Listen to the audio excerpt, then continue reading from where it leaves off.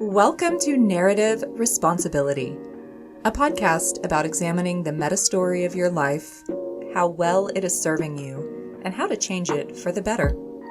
I'm Elena Wolf, relationship coach and life alignment mentor, and this is this week's New Perspective. Hi there. I'm so glad you're here today. Welcome to episode 31.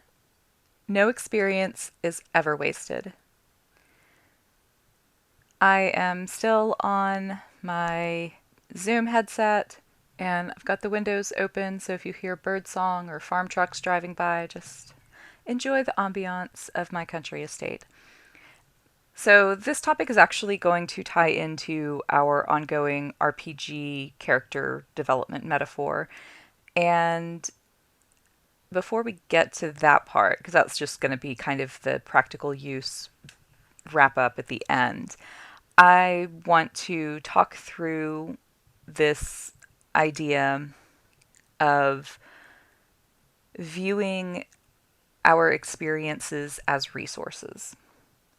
Because I think we can often have experiences that later feel like they were wasted time. You know, we didn't get anything out of them, or we started a hobby and then abandoned it. We entered a relationship and it didn't last either forever or maybe even all that long. And so, did we waste our time getting to know that person? There can be, I think, a lot of nihilism in the thought that we wasted our time. I've said it before. Our time is the one coin that we cannot get back once we spend it. So all we can do is look at what the return on that time was. And that's how we judge whether it was worth what we paid.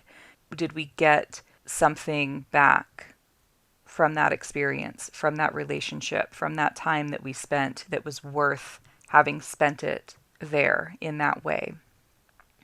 This also ties into the concept of meta emotions and meta narrative. Basically, the feelings that we have about the story of our life, the feelings we have about what we felt, the feelings we have about what we experienced.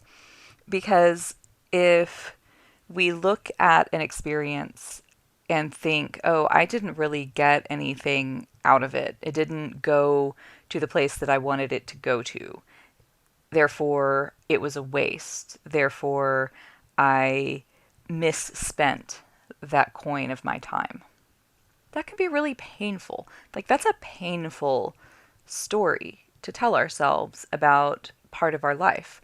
Or if we say, man, I really wasted all those years by staying in the wrong relationship, or I wasted all those years staying in the wrong job, or I wasted all those years not going all in on something I was passionate about, maybe resisting taking lessons in art or music because I thought I couldn't have a career at it, and maybe I'll never have a career at it where that's my primary work, but I will never get to learn as much as I want because I didn't start until I was 40 years old, or something like that. That kind of perspective, that meta narrative, can make us feel, I guess, a little bit haunted by what could have been, and the thoughts of these ghostly lives that we didn't live, and this potential that was never realized and that could never be realized. And if you have that kind of feeling, I mean, it's okay to acknowledge it, but you also need tools for moving past it, because that's not really a productive kind of mindset. It's not really very helpful to be mad about choices that you didn't make when you were younger, especially if that feeling gets in the way of you doing something about it now or enjoying what you're doing now. Maybe you started taking music lessons in full adulthood and are thinking, gosh, I I wish I had done this when I was 17. I would have enjoyed it so much. And who knows what that could have opened up in my life and who I could have been. And maybe that's lessening your enjoyment of how you're studying now. Then if that's the case, that's not a productive mindset. That's not a healthy mindset. That's literally taking away from what you are experiencing now with these meta feelings, with these regrets or these what ifs or these could have beens or should have beens or might have beens. So, yeah, I guess I want to talk about finding ways to find the value in the experiences we had, no matter what they were, in order to mitigate that kind of meta narrative casting. So I want to be clear that anything that I'm saying in this context is an attempt to give you tools if you want to find something good in an experience that was either lackluster or out and out negative. Not that you have to, not that you have any obligation to, or even that you're supposed to. It's simply a way to empower yourself rather than feeling victimized by events that happened to you, or having a sense that there's not a way forward, or that I let myself down somehow by allowing this experience to happen or making the choice that I made or something like that. There's a quote that I found when I was something like 13 or 14, and it really stuck with me because it was about being a writer. And at the time, I was intent on writing novels as a career. And so that was kind of when I was first really getting serious about writing poetry and trying to write fiction. And the quote was this: "Nothing bad ever happens to a writer. They just say, it's an experience, and go write about it." I believe this was Garrison Keillor from A Prairie Home Companion. Um, it was a big favorite with my parents back when it was on the radio. And it does kind of speak to this ethos, though, of looking at any experience that we have as a resource, as a way to gain experience points, or as a way to gain wisdom, as a way to gain perspective. And I guess if you are yourself a creator, whether this is poetry or music or art or fiction or memoir or any other form of creation that I'm not thinking of right now, then any experience that you have feasibly could become fodder for a piece, a story that you're telling, a moment in time that you're trying to capture, an emotion you're trying to capture. And so from that kind of creative concept, and by creative I mean someone who creates. I don't necessarily mean like the wild leaps of imagination type of creativity, but simply someone who creates, the creator perspective. Every experience that we have can be put to use. It can provide a narrative or a vignette for expressing something. But even with experiences that aren't obviously or overtly big, interesting, dramatic, transformative ones, we can still harvest things like wisdom or discernment from them. Because often we learn more from mistakes than from success. We learn what we don't want to be experiencing through the act of experiencing it and realizing, oh, this is unpleasant or this feels really badly. That gives us a motivation to avoid that kind of experience that we didn't have before. And it can provide us with conviction toward what we do want to experience because we now have a contrast. Like we have the context of what it feels like to experience something we don't like or don't want. And so even if you maybe experienced a lot of years of malaise and not moving toward things that you actively wanted, that too can create a context that really fuels you to move forward toward what you want when you finally recognize that boredom or that flattened, deadened lack of vitality in your experiences. When you have that, I don't want to go back to what it was before, it can push you past fear, or it can help you keep going through the times that require discipline or that require starting over or that require more attention than we expected to have to give to something. If you look at moments where you spent the coin of your time on something that didn't really satisfy you, that you didn't feel like brought a good return on that investment, you're hypothesis testing. You're you're getting information about what you don't like. There's also this, that we change. Our responses to input and stimuli change. So it can be tempting to look back at a hobby that we had for a while, or something that we were really into. I went through an anime phase, or I went through this phase or that phase, and look at it later with maybe, why did I spend so much time on that? Or why did I spend so much money doing those things? And it's sort of a retro casting, because those interests no longer hold like a lot of positive emotion or a lot of energy for us as we are now. We're kind of looking back and then saying, why did I ever do them? But at the time, you probably had a reason for doing them. And it might have been that you were genuinely interested and you were genuinely lit up by doing that thing. And maybe the reason you don't enjoy it so much now is because you matured past it, or maybe it's because you ran that interest all the way to the full extent of it, and it was not a lifelong interest, it was, say, a 10-year interest. That's okay too.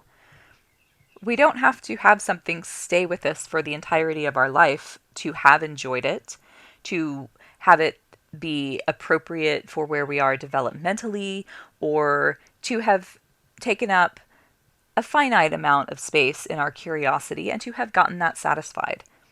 So that's also something to keep in mind, that just because your interests change or that you change doesn't mean that the time you spent on them when it did interest you was time badly spent. And finally, I want to make the point that skills and knowledge transfer from one field to another. And sometimes, even if our interests change, we will have developed skills in the process of pursuing that interest that we can then transfer to other mediums or other interests. As an example, learning how to learn and learning how to engage in critical thinking processes. That's a skill that will carry over to literally every interest that we ever have for the rest of our life. And maybe you learned how to learn by pursuing something that you look back on and want to cringe about or think, God, why did I ever spend so much time doing that? But if that was where your interest was, and that was where you had enough innate motivation to pursue the skill of learning how to learn, like learning your best ways of learning and learning how to learn in a way that feels joyful and playful, that really makes things stick.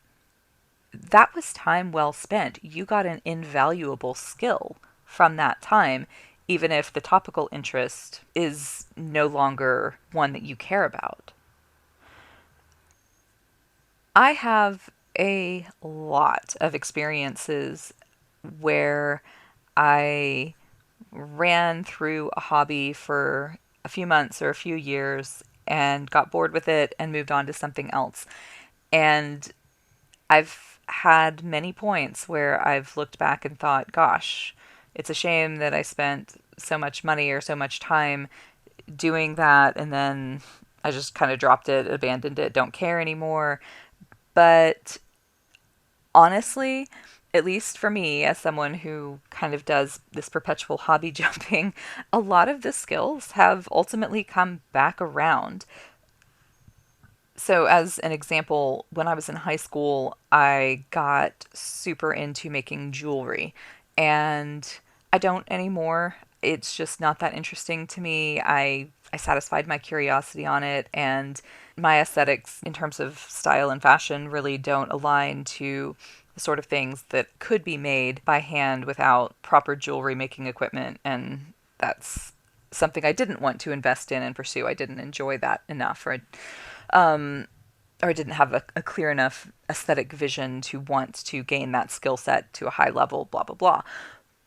But there have been times when I have been working on a cosplay, a costume. That's one of my primary hobbies now that has persisted. We're going into year 15, so for a while.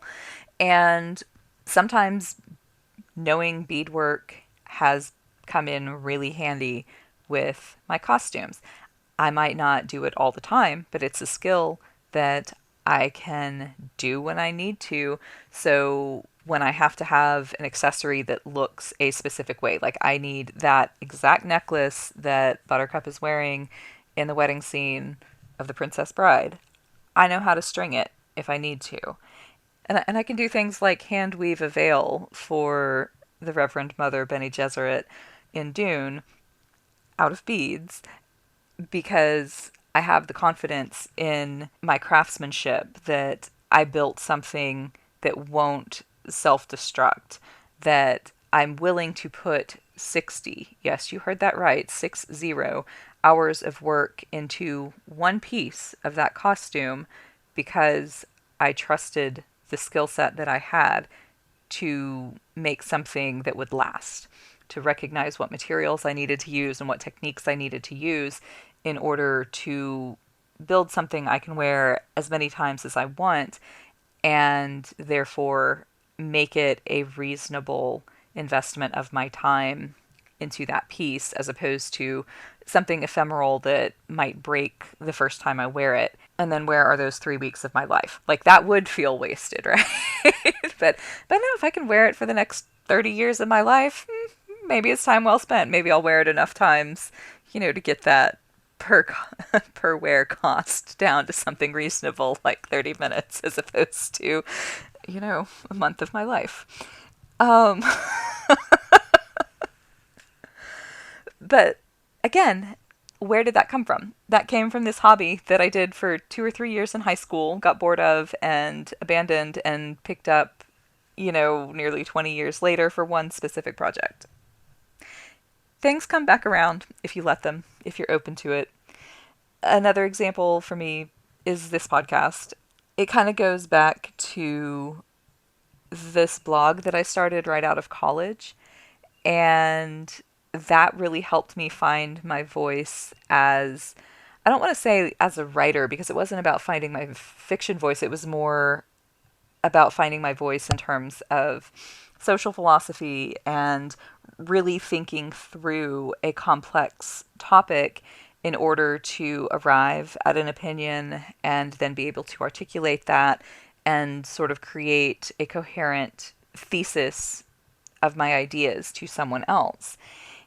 And having the blog that I had really taught me how to think about complex topics and communicate what I was thinking about those topics. It gave me a space to take a stand and actually express an opinion in a public forum, which can be a little bit intimidating to say, I'm going to flop my opinion out there and not be responding to someone or something else who put their opinion out, but I'm willing to put my opinion out first and, let other people respond to me, criticize it, agree with it, whatever they need to do. But that going first is really vulnerable. It taught me how to do that. And all of that has been a foundation for me writing these scripts, writing these audio essays, and presenting them. I never would have expected that. I mean, at some point I stopped blogging and moved on and have not had a desire to go back. But yet here I am using skills that came from an abandoned project. Or maybe not an abandoned project, but a project that had run its course and then lost its valence for me. So, yeah, our experiences are resources if we let them be. So, how can we apply this to our mindset? First, does viewing experiences as resources change how you feel about what has happened? Because the past is the past. You can't change what happened. All you can do is change how you feel now about what happened. So, does looking at what you have experienced, what has happened in your life as a resource, change how you feel about it? Just changing how you feel about what happened can bring you a lot of peace in the now moment if you were having regrets or unhappiness about what happened. And the other way this mindset might shift you is, does it change how you look at or feel about what is happening now or what might happen? Can you look at your life now and view it in terms of resources that you could be building for your future self, or that you are building for your future self that maybe you hadn't identified? Are there experiences you think that your future self would benefit from you having?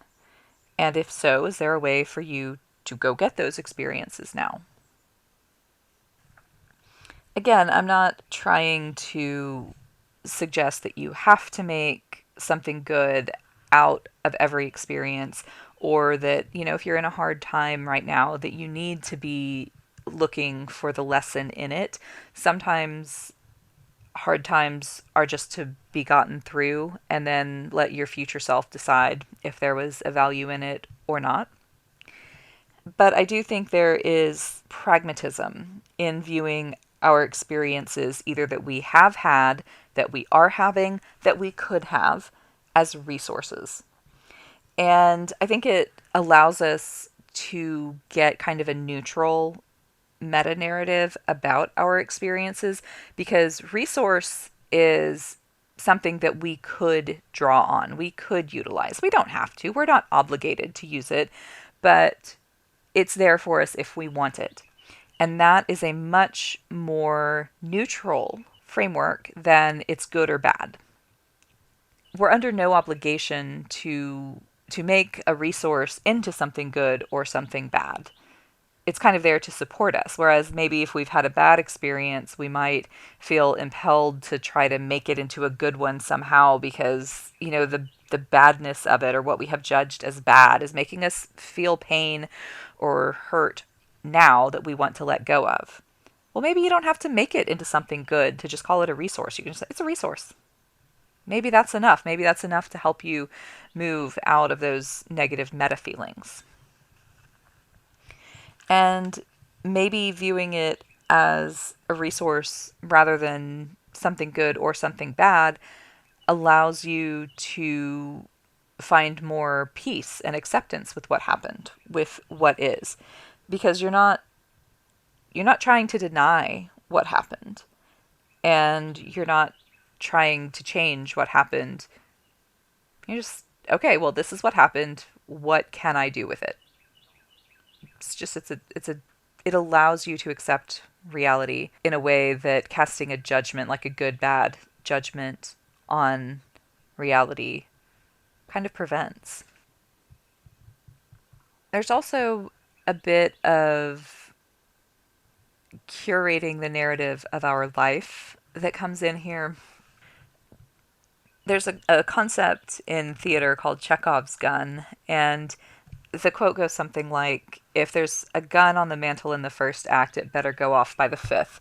And so it's this idea that in narrative storytelling, and this was specifically related to theatrical, dramatic storytelling, that you don't include elements that aren't relevant to the plot.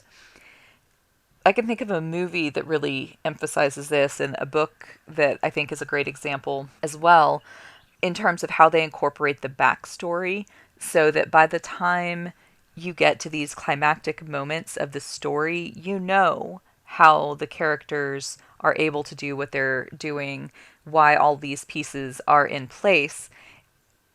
It's a feature of how we have to edit the stories we tell as creators, edit them for coherence, edit them for relevancy, that it makes these seemingly random moments from the past actually become formative moments.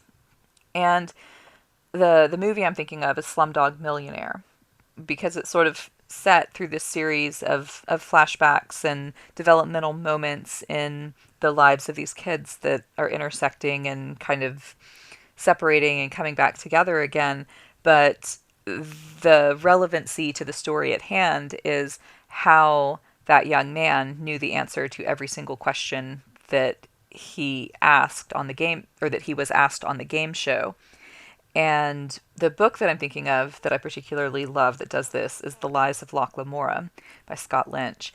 And that book is a masterful piece of storytelling in that's in the same kind of style of Slumdog, as it has broken narratives where you see things from the past and then you see the things from the present, and you're never quite sure where you are in the timeline, or whether this is just an amusing anecdote, or if it's something that's going to come back. But then by the end of the story, all of it comes back in and it ties together. You have the backstory of how the characters got to where they are and how they got to be the way they are, and it's beautiful.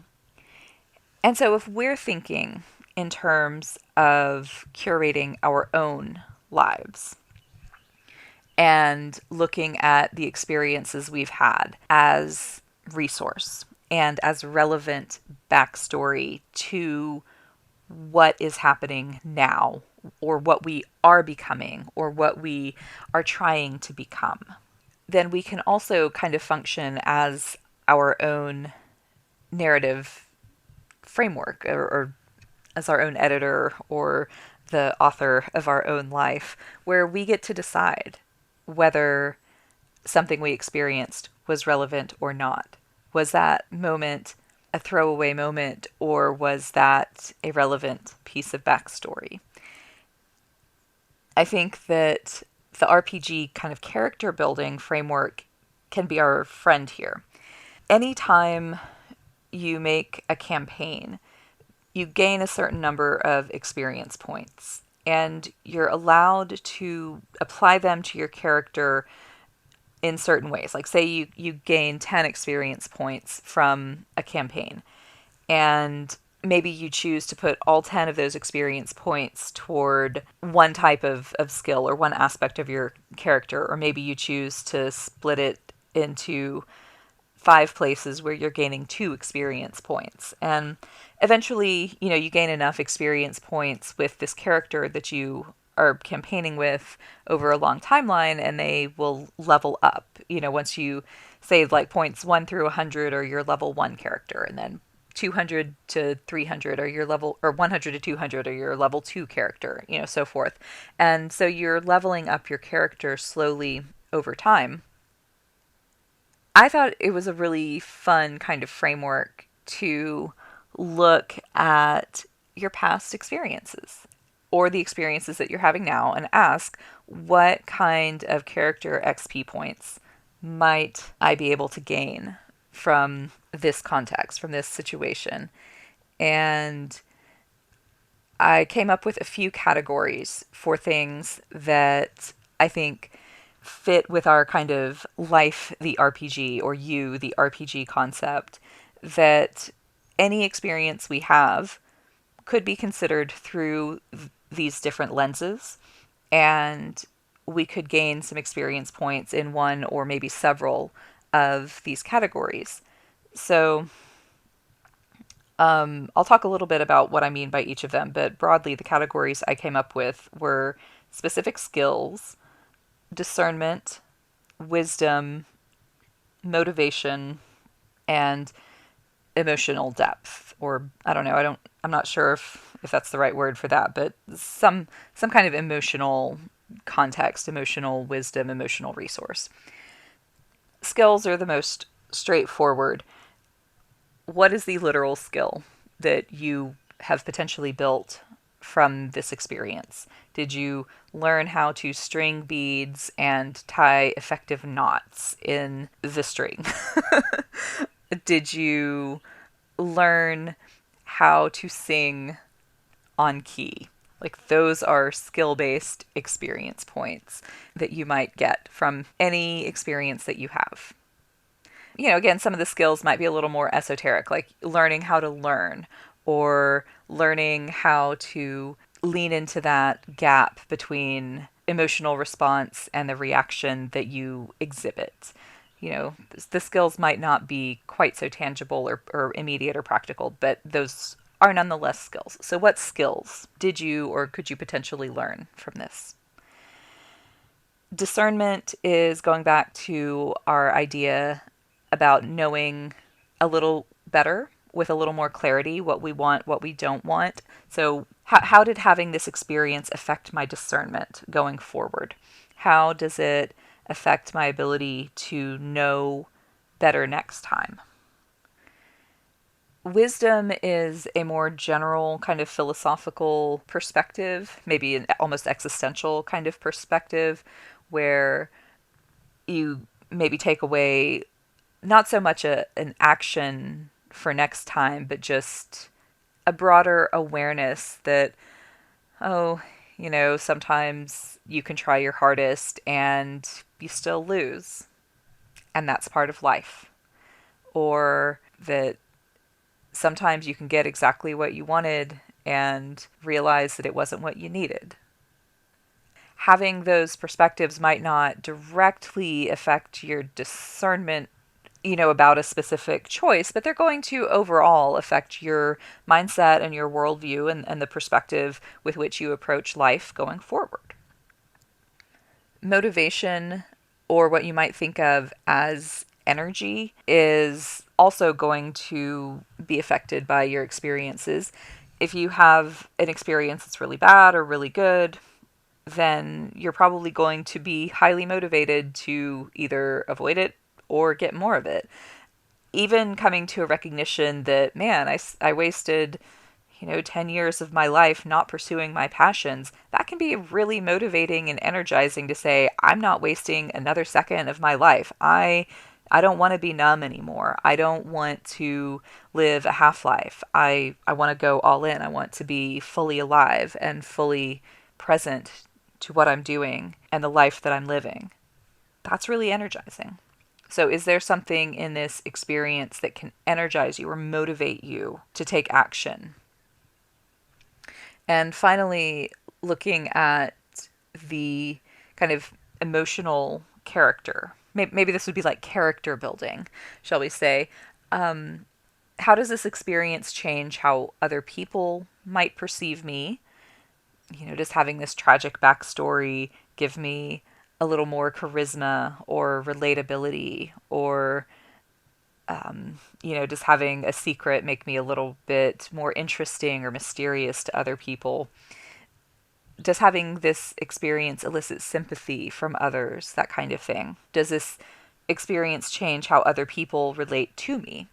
But it can also be, does this experience change how I relate to others? Do I have more empathy because I've now been through something that tore me apart and kind of shook my whole world and turned it upside down for a while? Well, once you've kind of been through that, especially if you never have, you have a lot more sympathy and compassion for anyone who's going through it in the moment. So maybe that's something that you can take away from an experience. Or does it give me something to create with? Does this give me something to say? Or does this give me an emotion that I can infuse into whatever it is that I'm creating that makes it more meaningful or more resonant than anything I could have produced without the emotion that came from this experience? So, yeah, those are the categories I came up with for kind of thinking about what potential experience points we might gain from anything. Did I get a skill? Do I have more discernment? Do I have more wisdom? Do I have more motivation? And do I have more character? So, that's it for this week. Thank you so much for tuning in and spending this time with me.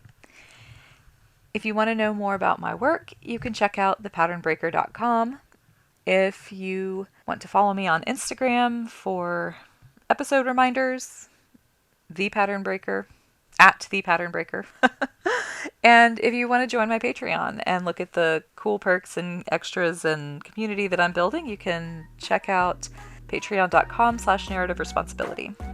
And until next time, what part of your story are you going to take responsibility for this week?